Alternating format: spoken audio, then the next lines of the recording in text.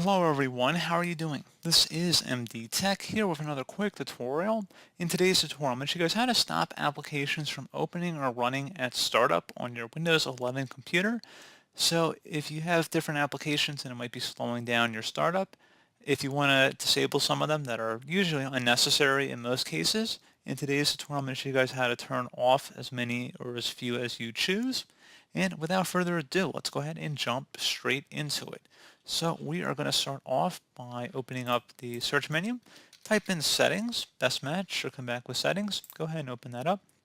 Select the apps selection on the left side, and then on the right side you want to go and select startup. So at this point, you should see a list of your startup applications, and you may see something that looks very similar to this if you went into MS configuration, or in Windows 10 or Windows 11, it's in the Task Manager under the Startup tab, and you should be able to see a list of all the various startup applications on your computer, as well as the impact that's having on your system boot time.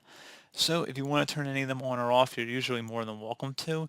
Generally, antivirus software, you usually keep that on if it's even a choice. I don't usually turn that off. Printer software, usually I turn off everything. Some things like if you're using OneDrive or if you're using Dropbox, for example, I would keep them on despite the heavier boot resource requirement.